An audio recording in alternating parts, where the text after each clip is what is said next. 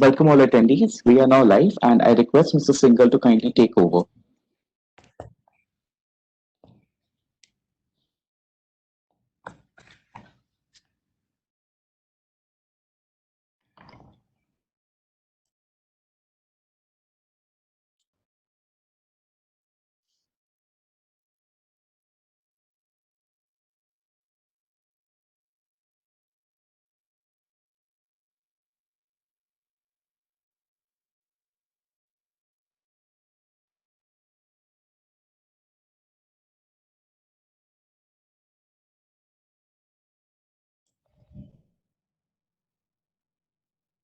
We can't hear Prashant.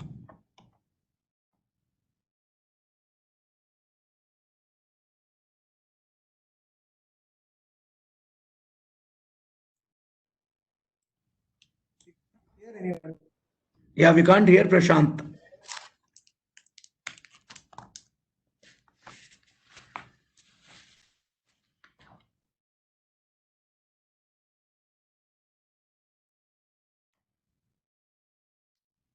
Prashant, you may have to unmute yourself. It's on mute. He's not on mute.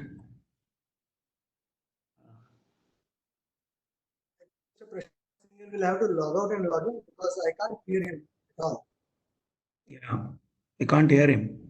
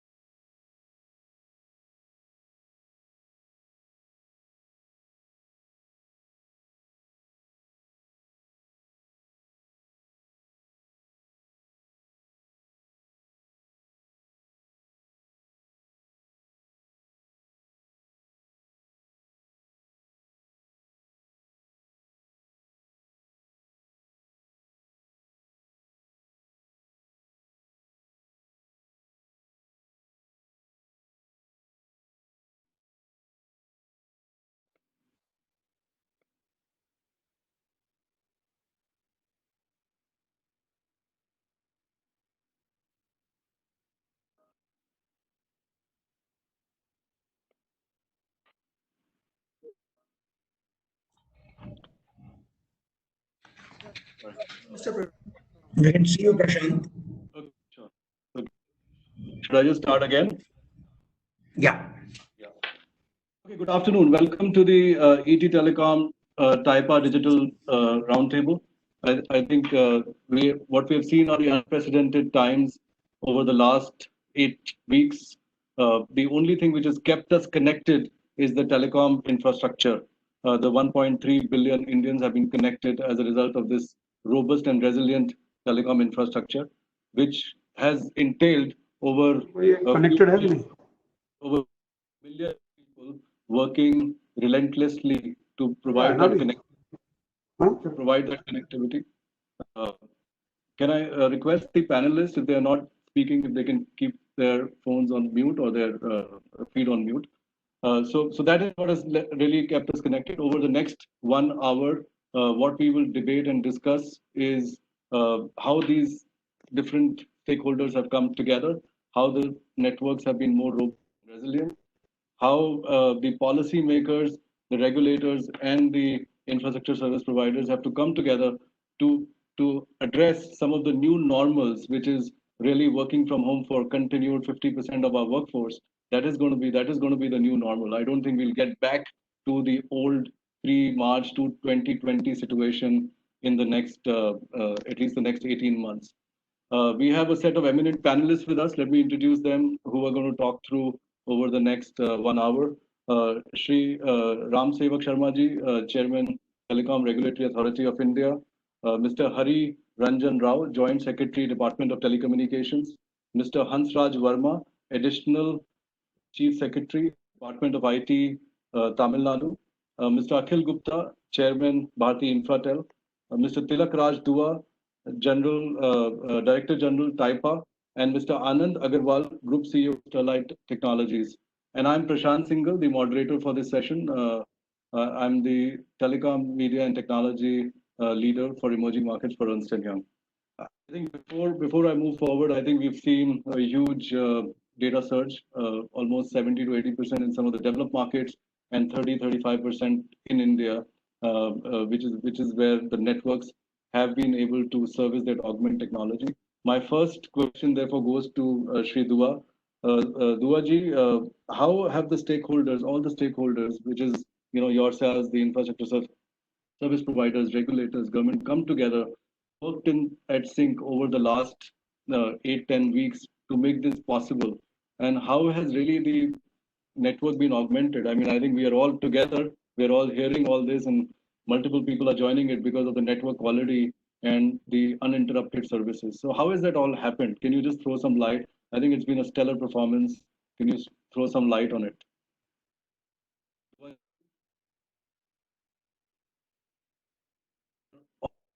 Duaji, you can.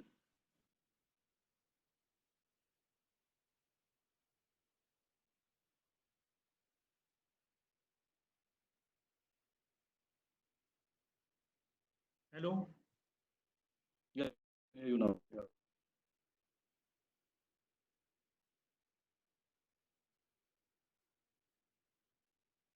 See, the post announcement of the lockdown 1.0, we definitely had to enter into a new era, which is now you can name as a big reboot.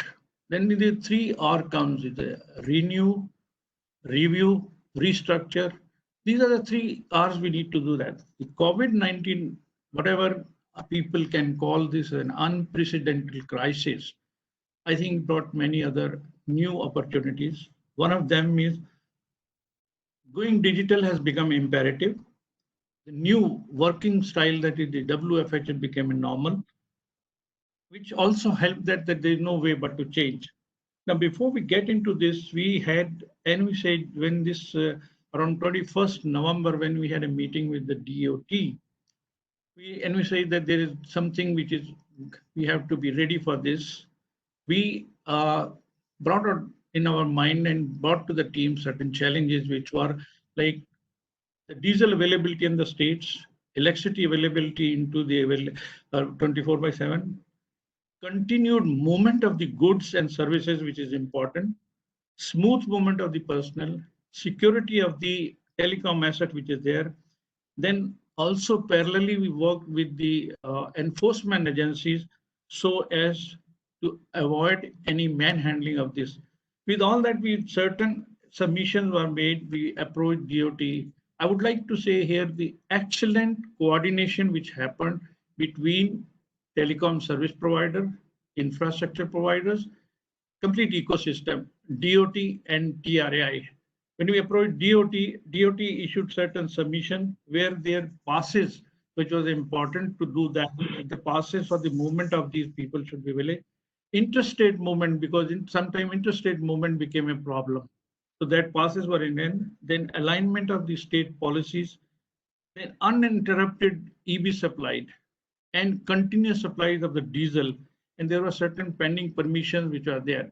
We also approached the DOT. DOT made an excellent, with what they did, they appointed a nodal officer in each of the state, which is what is the LSA head was there, who was a link between the state and our DOT to ensure all these number of passes available, no manhandling, electricity supply, etc. were there.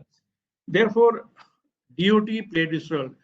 And the sector regulator, the regulator on its own made a lot of contribution on this by coming out with the various guidelines of, number one is the enhancement of scope. Number two, also gave a lot of relaxation to all the TSPs, etc., so that they could delay the submission of the report, they delay the other reports, so that the manpower which is involved into this can also be utilized for doing this. So therefore, the nutshell the support which was extended to all the elements, that is, I would say, network providers, IP providers, and the sector regulator and the DOT was telecom was exempted from the lockdown. The enforcement agencies were online. Passes were issued well in time. Appointment of the nodal officers were also made in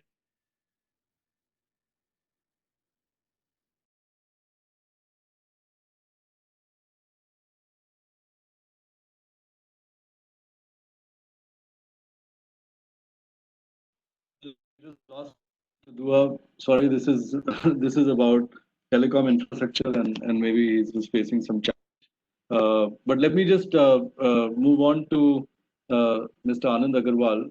I think it's hard to believe that the lockdown doesn't have an impact on the infrastructure sector. Obviously, the production would have stopped. Some of the rollouts would have stopped. So how do you see, what is, in your view, the impact of the lockdown on the telecom infrastructure sector, as well as how do you see that the infrastructure expansion roadmap will evolve in the future, considering that we are going to see a lot of this work from home. The networks will need to be upgraded immediately. As I said, data capacities are just going up. So over to you, Mr. Agarwal. Sure. Yeah, thanks, Prashant. So what we saw, all of us saw with the lockdown, few of the shifts started happening. Clearly, we saw enterprises, government, as well as individuals moving on to the digital platform, both through transact and, as you said earlier, to connect with each other as well. And the big shift, what we saw, came actually from the enterprise moving to the digital platform, with working from home as well as working on cloud, with all these applications moving on cloud, as well as a large collaboration, the video-based collaboration on the digital platform happened. So this meant that for data networks, for the data infrastructure, few changes happened due to that. One we saw was the fact that there was a very high increase in high bandwidth traffic, which was earlier not there. This increase in high bandwidth traffic also was symmetric. Both upstream and downstream videos, both upstream and downstream requirements became of similar quality. Also, this required the network to be extremely fast response in terms of low latency, especially when you are doing collaboration over the network. You are you're working on cloud-based tools. This required pretty low latency, the network to respond fast. And the other aspect which happened was the load shifted to the different part of the network. While the load in the network might have been in a particular physical geography, with the lockdown, the load shifted to a different part of the network. So, as you said, as Duaji said, the industry has done a marvelous job, amazing job in terms of making sure that all of us continue to be connected while we are almost now 50 days of sort of being under lockdown. With such high workloads, the network has not broken down in India or globally. But at the same time, what we saw was that there is an average reduction in network speed, the kind of stuff that we are even seeing in this discussion, as well as there is a focus of all the streaming services at a global level, whether it's Netflix, whether it's YouTube, they have reduced the overall quality. So what we are seeing all over the world and also in India, the demand for high quality, low latency network is still much more than the current supply levels. We are able to currently manage because we have reduced the overall demand by reducing some of the applications which require much more bandwidth. And as you said, a large part of this shift is now becoming the shift towards moving towards digital platform is becoming permanent as well as irreversible. We heard yesterday from Twitter saying that work from home is permanent for all their employees globally. We heard a few days ago from TCS mentioning that 75% of their employees in the next 5 years will work from home. Because this forced shift to work from home and work on cloud has also enabled people to unearth the increased efficiency that they are seeing from people who can and who can continue to work from home. And we have seen this has led to globally multiple telcos around the world accelerating their capex plans to strengthen their digital networks. And what has happened? What we see also that globally, most countries of India's size, as well as the growth aspiration that the country aspires to, they spend at least 1% of their GDP on digital infrastructure, which at the current level translates to about almost $25 billion, or close to about 1.5 lakh crores or so. Even at 0.5% of current GDP, India now, with the shift that we are moving for the digital infra, now needs to really start thinking about how India should spend at least 1 lakh crores annually on the digital infra. If you see this in light of the current plans with the finance minister came out during the budget, the current plan is to spend about 60,000 crores annually, and bulk of that is being spent by the public sector. In contrast, if I see 60,000 crores on the digital infra, India spends almost 2.5 lakh crores annually on roads and railways. And we now need to start thinking of a parity on the two infrastructure. The digital infrastructure has to be started to be thought in similar way as we start seeing physical infrastructure for transport of goods and services. This is transport of data and information, and they must complement, and the thought process at least must be started to think in the same order and same lines. So I think the shift to 1 lakh crore spent annually as a first step must be something towards digital infra in a combined manner by government, by telecom companies, as well as the infrastructure companies. Together should happen. And we ought to prioritize 5 key areas towards this spend. One is the tower backhaul, strengthening the capacity. Second one is fiber to the home and enterprise. The third one is capacity in rural India. So that what is happening, work from home, can we start thinking of work from rural India as well? Fourth one is edge data centers. And then fifth one is increasing the sectoral participation of IP1 players to start playing a more active role in creating infrastructure. So those are some of the thoughts that I had, Prashant. No, that's great, Anand. Thank you very much. And I want to draw now Mr. Gupta into this because you talked about acceleration of digital infrastructure. You talked about the investments which are required.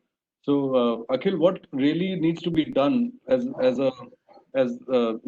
been doing this for a long time between the telecom infrastructure service providers, the regulator, the policy makers? How can we really accelerate this entire deployment and infrastructure, which is our immediate need, and how do you really keep the entire population connected?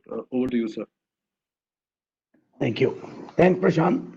I think there is now not near unanimity, but absolute unanimity that telecom has been the lifeline, not only in normal time, but particularly in emergencies like COVID. And there will always be emergencies. The work-life way of working will change.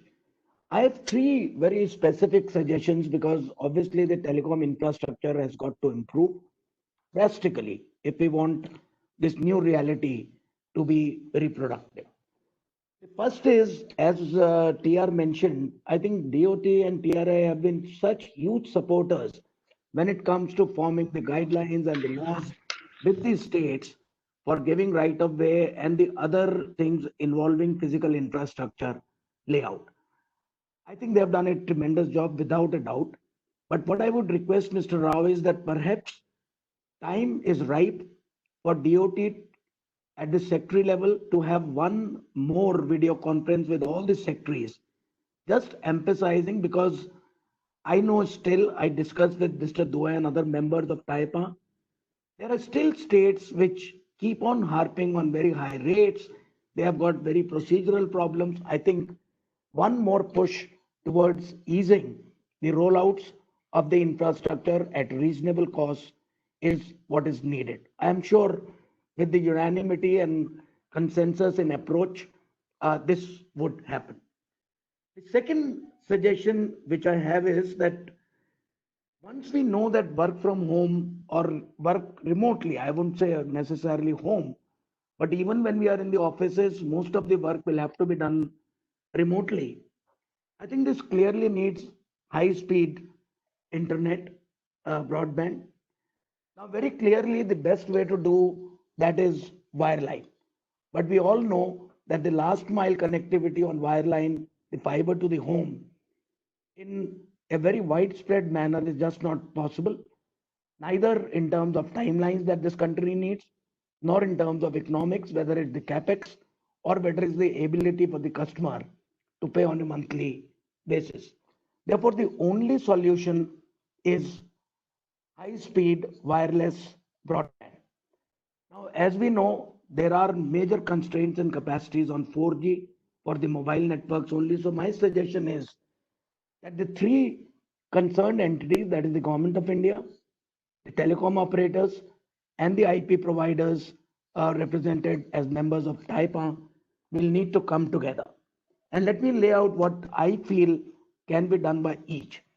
The first one is, I feel government today should provide the necessary and the requisite bandwidth under 5G, under 3500 megahertz, to the four service providers free of cost. Now, technically, I'm not yet sure whether for a non-ubiquitous network, because this I'm talking of fixed wireless at homes and at workplaces, but not necessarily a mobile network to begin with. Whether 50 megahertz will be needed or 100, I think we can have some technical discussions. But whatever is the minimum bandwidth required to give high-speed connectivity to enable people to work from home should be given free of cost. The second is, of course, the role of telecom operators. Yes, sir. Can you hear me? Can I just panelists to put their phones on mute while the other panelists are talking? Can I please? Thank you. Sorry. So the second is, of course, the role of telcos. They need to, in lieu of this free spectrum, commit, and we can find ways how legally they have to commit investment into this 5G infrastructure, and with a clear-cut rollout to ensure that the coverage becomes, widespread as soon as possible. And the third is the IP1s. I think IP1s, and I can tell you on behalf of all IP1s, we are absolutely ready with resources, manpower, and the will to invest in the outdoor units and the Wi-Fi infrastructure for indoors, which will be absolutely necessary if we want seamless connectivity. Now, naturally, the advantages are, we have been talking of India taking a lead on 5G, or at least being with the rest of the world on 5G. By doing this, we straight away get into the mainstream of 5G. We all know that the National Digital Communication Policy talks of that the aim of the government is broadband and is not necessarily maximization of revenue.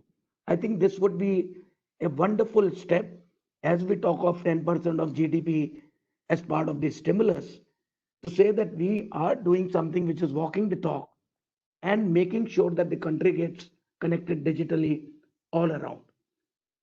And I think even in terms of revenue, the government will get much more revenue in this process, because I don't think 5G otherwise, with the current kind of prices on the mobile networks, is coming for quite some time. The final point I want to make as a request to Mr. Sharma as the chairman TRAI, none of this will be possible unless telecom industry and telecom operators are financially healthy.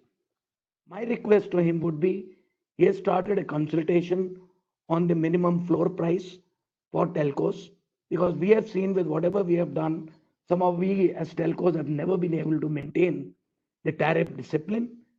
I think personally that is an extremely important step, because any of these good intentions will fall if industry is not healthy. I read the other day that while the other consultations will happen on a virtual basis, this was being put on hold.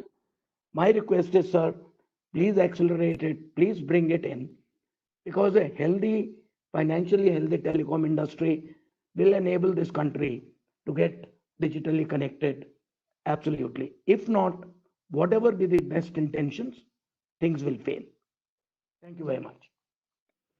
Thank you, sir. I think that's well said. I think we need to get financial health of the sector back. But I think just one of the points that you picked up, and I would like to draw on Mr. Hansraj Verma ji, and especially on the ROW, that what has really Tamil Nadu done differently to boost telecom infrastructure, and how have they addressed the ROW issues? So, sir, would you like to share some of differentiating practices? We did discuss one of the issues which was raised was about the states not or states not fully cooperating, or so maybe Tamil Nadu can create a good example for the other states to follow. So would you like to go?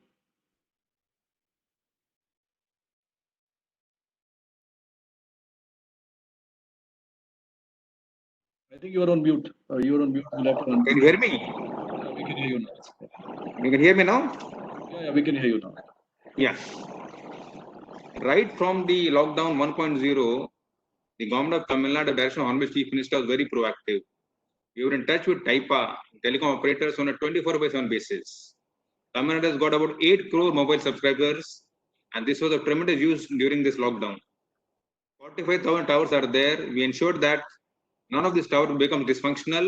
We were able to have a very clear understanding with TAIPA to ensure that men, material, diesel, whatever they wanted was moved to these towers. Also, we ensured that they were able to get 24/7 power supply also. So with this, we were able to create a platform for the IT and ITS industries in Tamil Nadu. 98% of them were working from home, which meant that they needed enhanced bandwidth also. In the previous session, we had a seminar with this NASCOM, in which the requirement is key. Now they need, as this work from home is the new normal, we will need corporate grade bandwidth in certain pockets. So we're going to have a meeting with TAIPA operators, telecom operators, and ensure that wherever the requirement is there, as per the requirement of NASCOM, we will provide all the IT and ITS companies where their employees working from home corporate grade bandwidth. So telecom infrastructure has been a great help to Tamil Nadu in ensuring that the industry sustains its competitive edge during this challenging times. As regards the ROW issues, we are in the midst of having our meetings and formulating a very clear state policy with a clear understanding that the future growth of economy of Tamil Nadu is going to be based on the ICT platform, in particular the digital infrastructure platform. We have the highest concentration of MSMEs in India. Tamil Nadu economy is the growth engine for the economy of the nation. If these MSMEs have to be competitive and contribute to the growth of the country, then you have to migrate them to Industry 4.0, for which we need the telecom infrastructure foundation here. So with this kind of things in mind, apart from that, rural livelihoods and rural sustenance, as the economy goes back to the rural areas, we need connectivity at the village level here.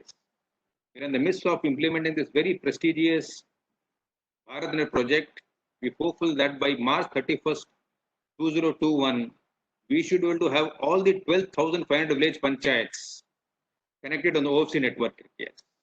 So with this kind of clarity of thought and strategic vision of the government of Tamil Nadu, led by the Honorable Chief Minister, telecom infrastructure is going to be accorded the topmost priority by the government of Tamil Nadu.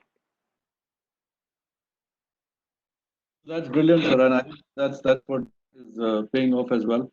And let me just draw on, and we heard a lot of requirements from the industry, or maybe suggestions from the industry about spectrum, free spectrum, or about the infrastructure spend on digital being much lesser than the physical infrastructure, and how do we really enhance that, and the requirement of the network. So let me draw on Mr. Hari Ranjan Rao. Sir, if you could respond to some of these requests which have come, or some of the points. How do we really accelerate, enhance, and grow the infrastructure and network? And specifically, if you want to comment on the spectrum question as well, which were raised. Thank you very much. think it's indeed good opportunity for all of us to look into issues that have emerged out of COVID-19. So your quality of the feed is there is a bit of a latency.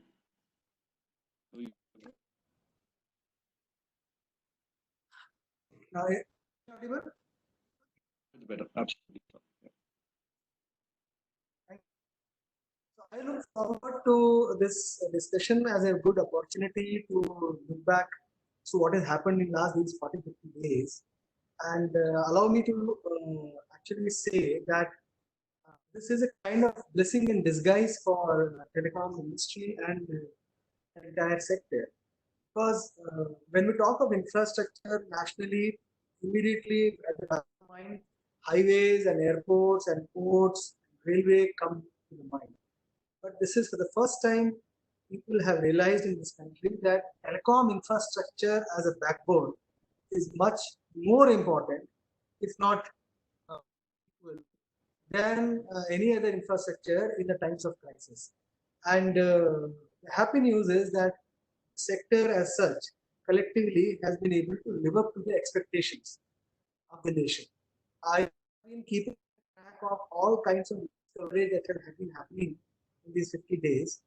And not one news coverage I saw which was negative about lack of quality of service in telecom infrastructure. There were issues about better requirement of bandwidth, which is understandable, but sudden drop of infrastructure quality or disconnection, etc., did not happen.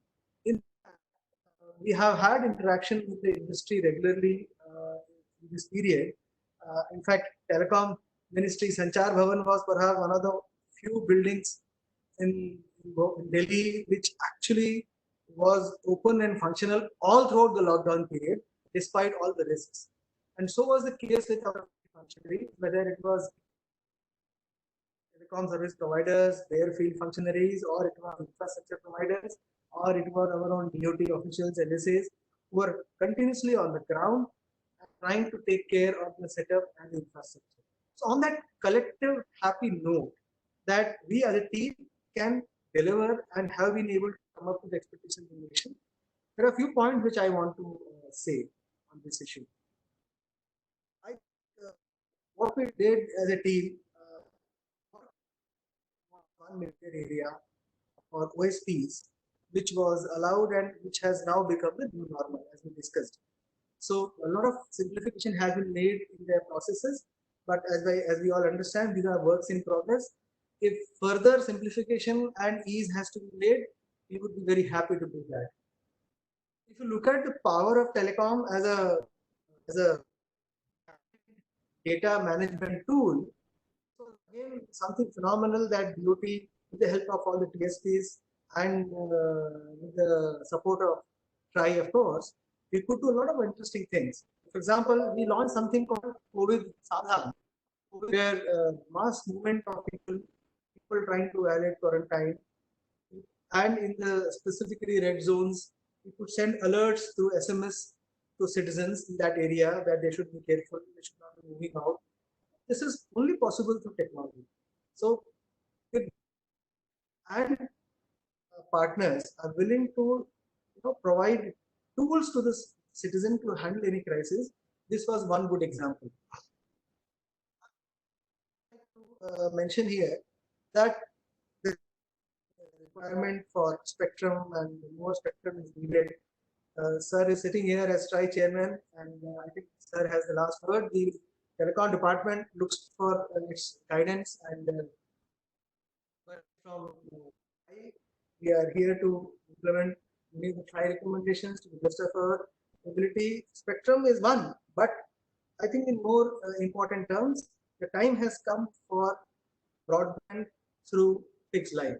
The broadband mission has been set up, and with wonderful TRI recommendations which are on how to deliver broadband quickly, and Vani, which we are now trying to quickly. Now the future of India lies in fiber. effective fiberization of our existing towers. We'll have to come up with schemes. We are working on it so that more and more towers are fiberized, which will put a lot of ease on the backhaul. Then we also need now to increase the tower density. Again, it will require infrastructure investment. Telecom companies are going to make the investment. Government will do whatever it can do. But thirdly, and most importantly, the achievement of this lockdown period, I would say, as blessing in disguise, is that state governments have understood that telecom infrastructure is the key for their survival as well. I hope that the kind of support that TIPA has been looking forward to from the states, there will be a big push this time. And therefore, when we had set up a call center here in control room in Sanchar Bhavan, immediately whenever there was to be any complaint about any telecom field functionary being harassed by local administrative authorities or not being able to facilitate passes, etc., the phone call from the control room and the state government would immediately make the impact. So I see this as a good opportunity. We have been wanting and interacting with the state governments to simplify their ROW rules. In fact, now cities, the municipal corporations have to understand, perhaps they have understood during this lockdown period, that despite all the challenges of the world, telecom was one area which never posed any challenge to them, but it was a great help to them. So when now our telecom companies, infrastructure companies go to the cities for ROW, I hope there will be a greater sense of responsibility and ownership. And this sense of ownership will collectively benefit the sector significantly. And from Department of Telecom, I want to assure everyone that we will be no stone unturned. We are now going to have one more round of discussion with all the states and keep pursuing them. And now the responses have certainly changed. As I told you, earlier from total disinterest, now everybody understands that this is very, very critical and important for us to move forward in that direction. And lastly, I would like to say that facilitation to increase speed, spectrum availability, bandwidth enhancement, all the steps that the government has to take, we will continue to work with the industry and under the guidance of TRAI to keep moving the direction. And the DOT is open. We are always ready for suggestions. Especially, I want to make one more mention for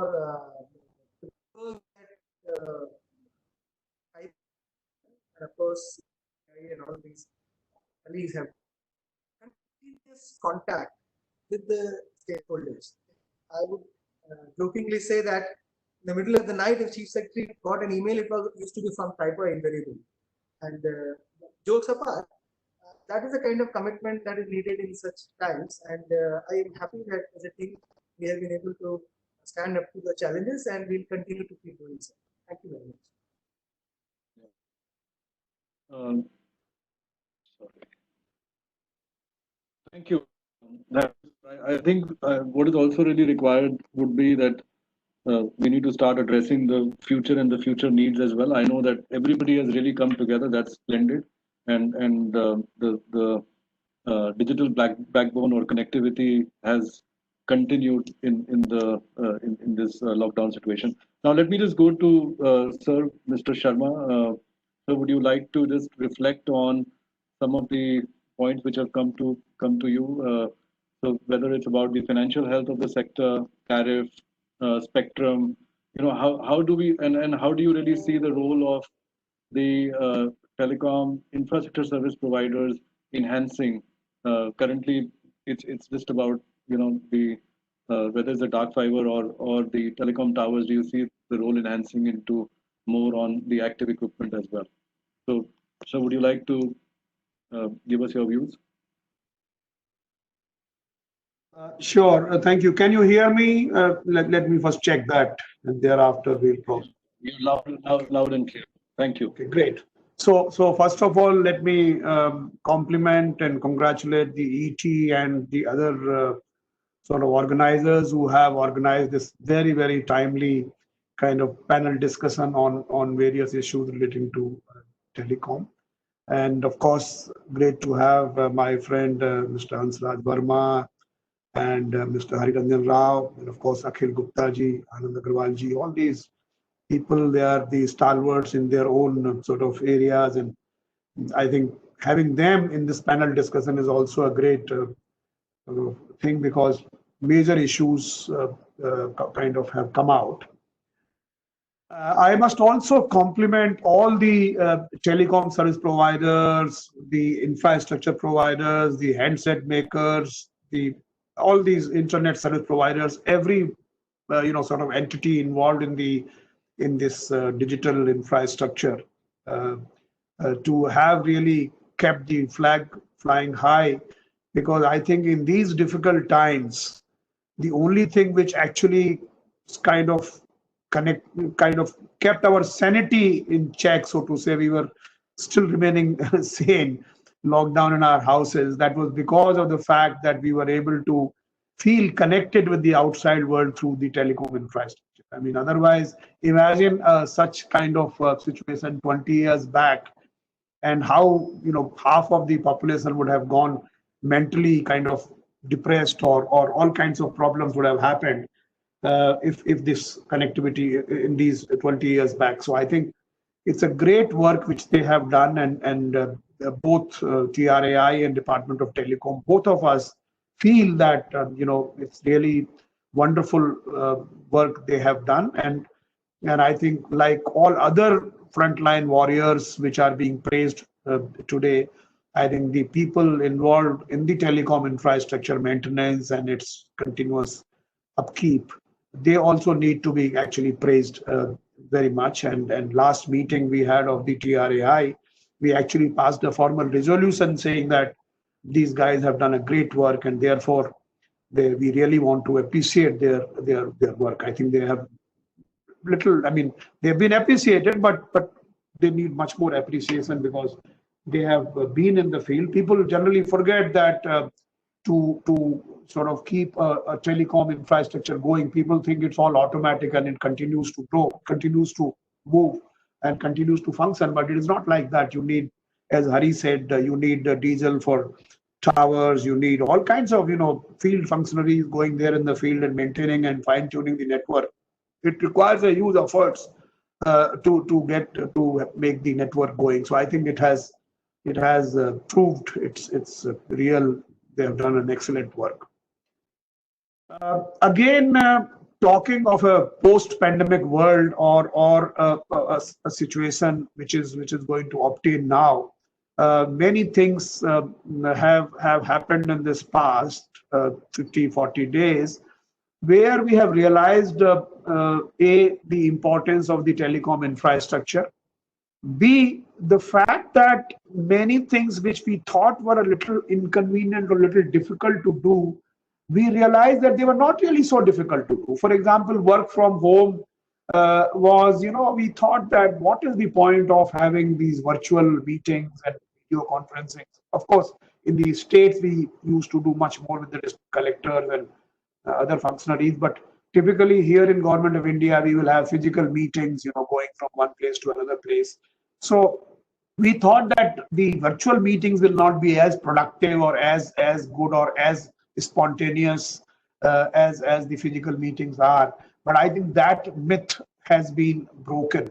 And we now find that they are not only convenient, they are also a great time saver. They are also better in many senses. Of course, there is one side effect when you work from home. You also have to work at home, because your wife, spouse thinks कि भाई ये क्या कर रहे हो, आपके पास तो कोई काम नहीं है, तो why don't you clean some utensils also? So that's a side effect, but that's only that's something, because then now your spouse realizes that you are not really doing much work except going to another meeting, from one meeting, or fixing another meeting. These meetings is the only thing which you do. So therefore, your value goes down. Nevertheless, I think overall situation, you are able to contribute at your home also. So it's a good thing to happen. I also feel that going ahead, there are many areas where we are going to see the use of the telecom sort of infrastructure or connectivity much more. And some of the areas which come to my mind are one is, of course, work from home. Another is a very important area is healthcare and telemedicine specifically. That area is, we have been talking of telemedicine since last 20, 30 years. And those of us who have been in this space, we have been, saying that we are doing telemedicine. But effectively speaking, there is not a very scalable model which has happened thus far. And we have not been able to aggregate, we have not been able to create a UPI of telemedicine in some sense. So this is something which we will probably need to create now. E-commerce and retail side is going to be very high. Then, of course, educational institutions are going to use the connectivity infrastructure much more. Nowadays, of course, many schools have started the classes from home. So that's going to happen. Governance is going to see a lot, of the use of ICT.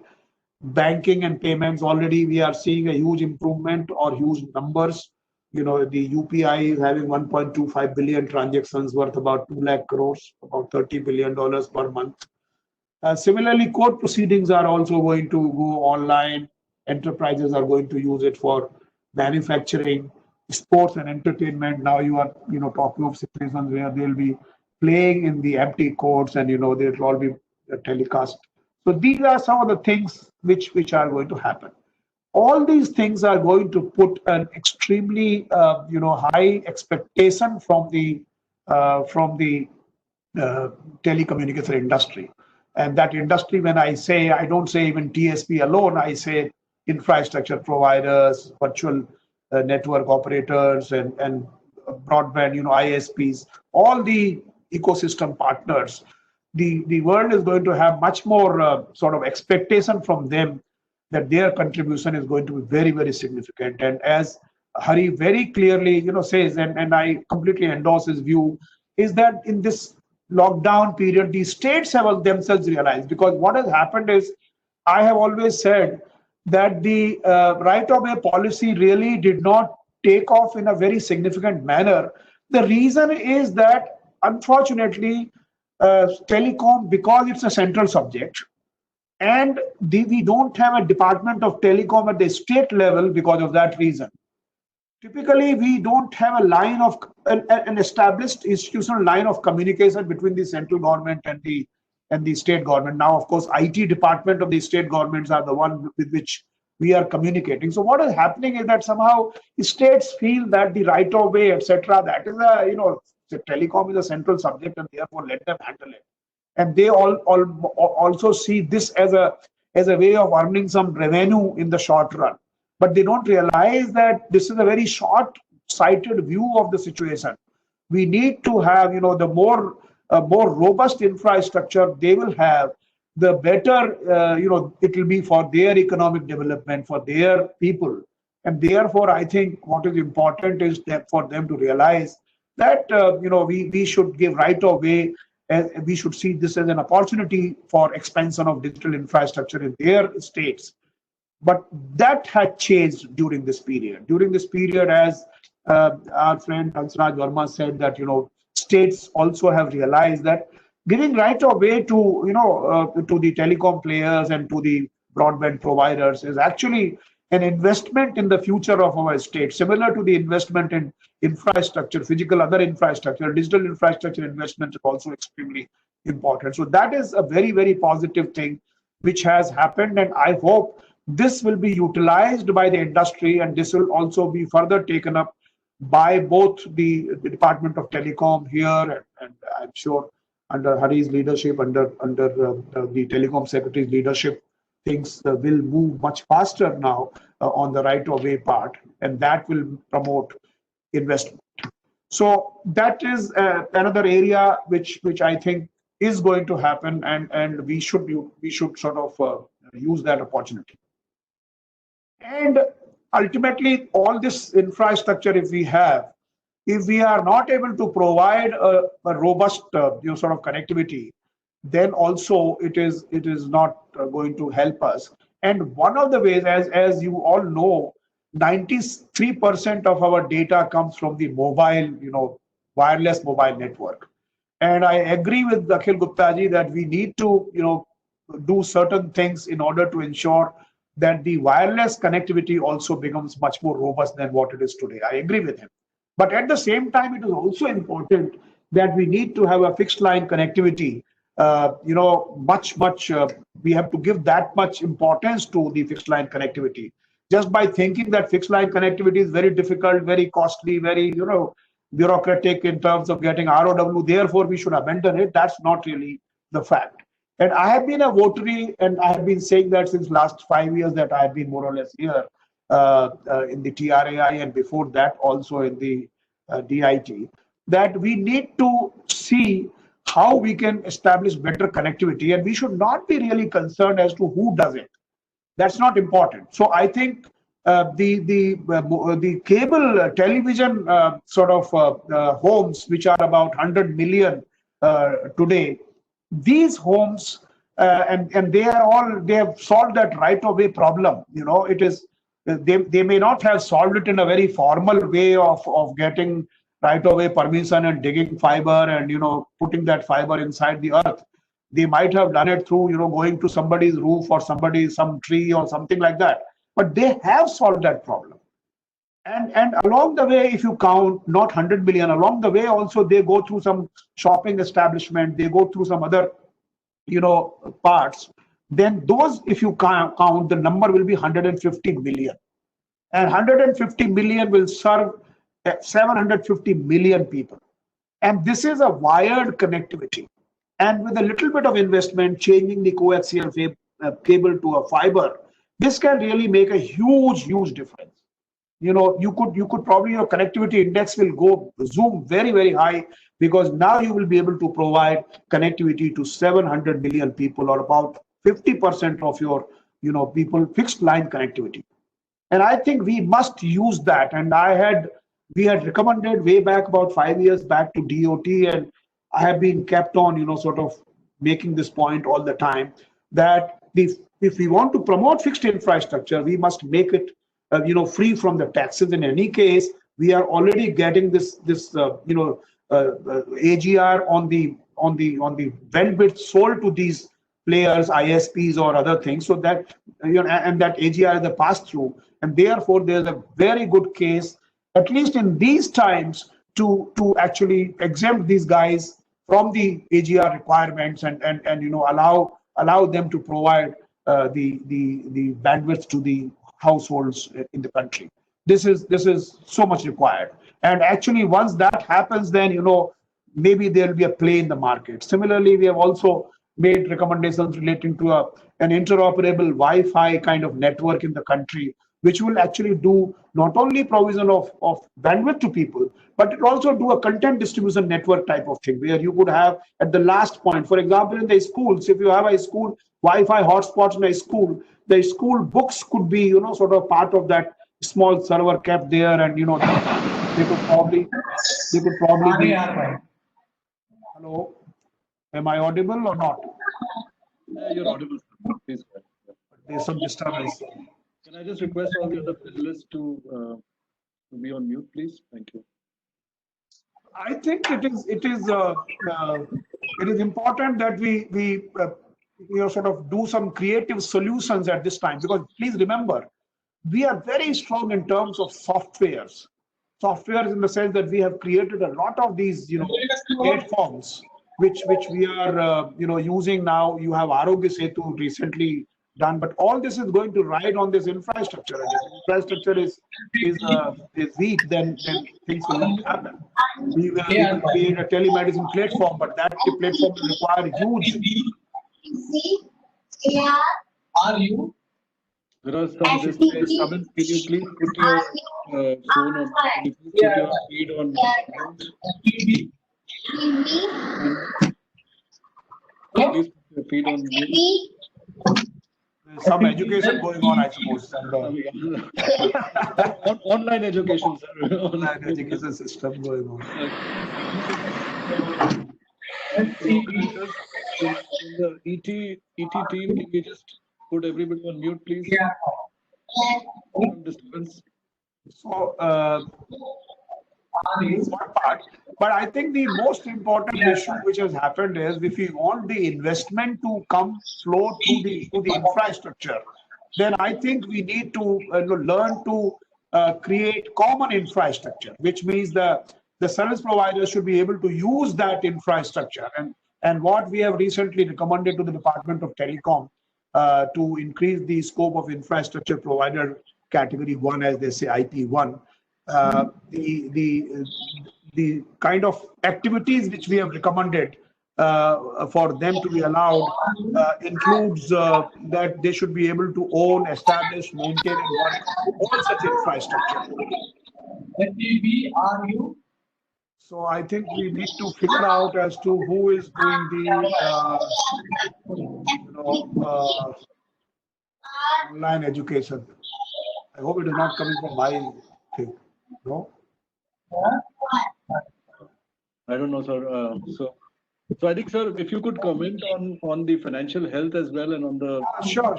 I will comment. But more importantly, look, the financial health of the sector is totally a matter of.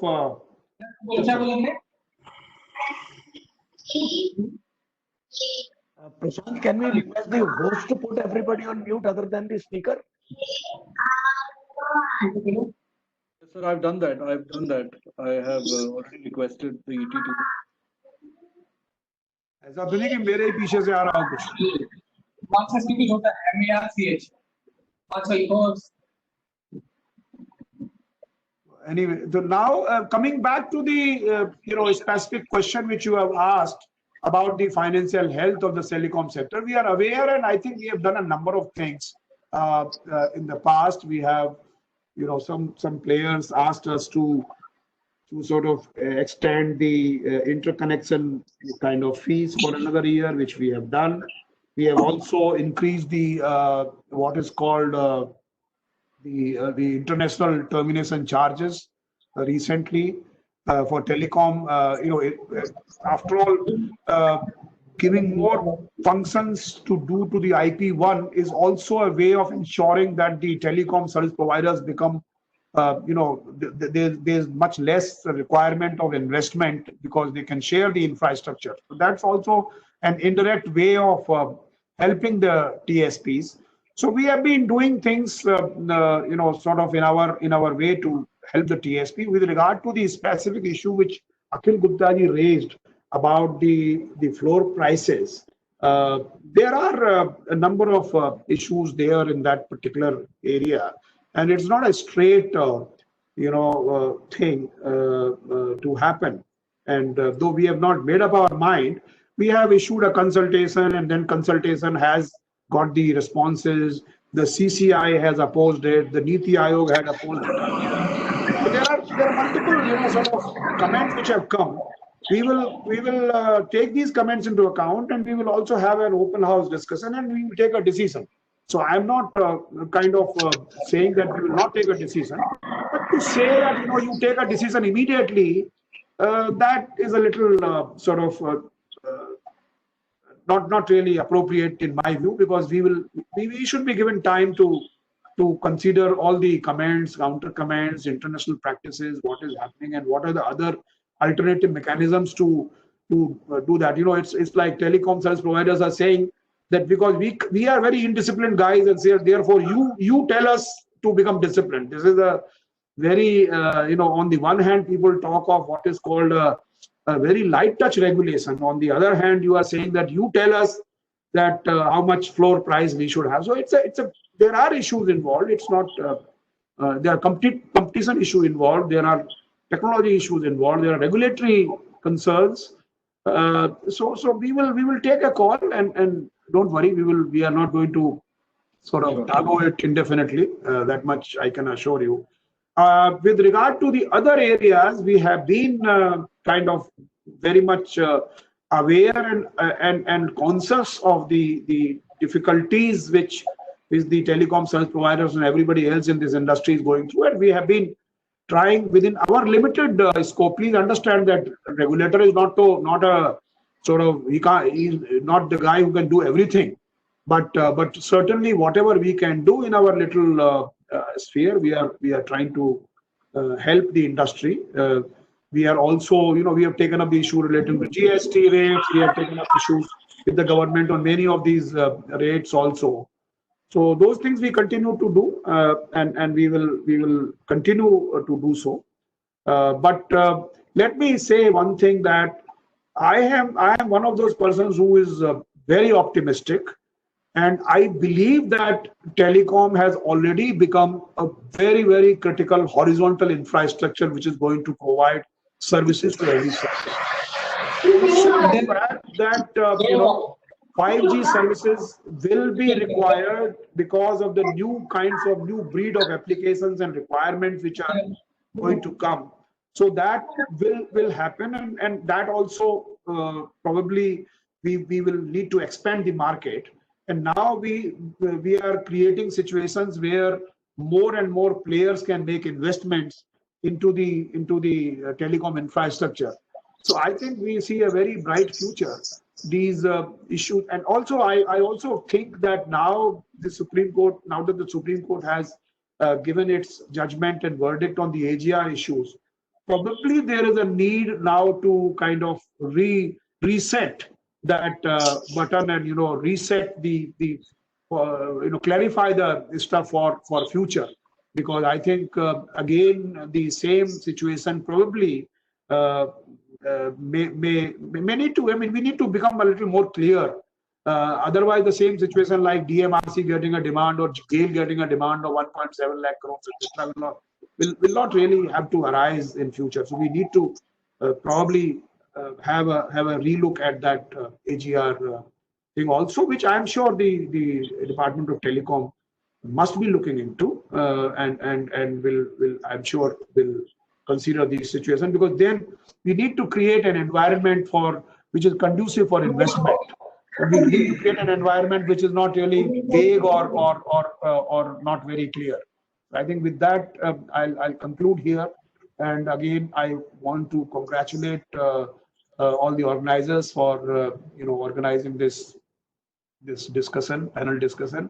And what comes out of it is essentially the fact that there is going to be a huge requirement and expectations from this industry. And thus far, you have been an excellent sort of player and excellent sort of workers, and all of you guys have done great work. What we need is now to take it forward and to have a much more brighter future for the industry. Thank you very much.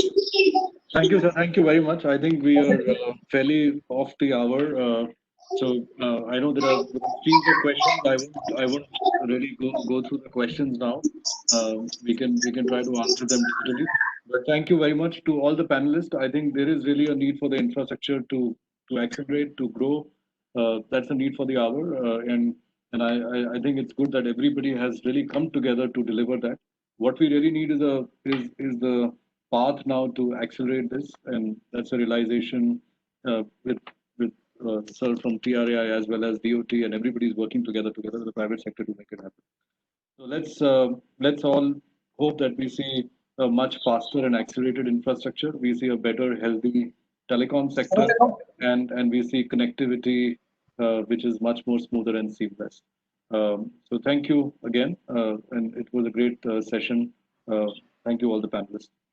Anything that needs to be added by the organizers? Duaji, you want to have a final word, or since you dropped off before we close?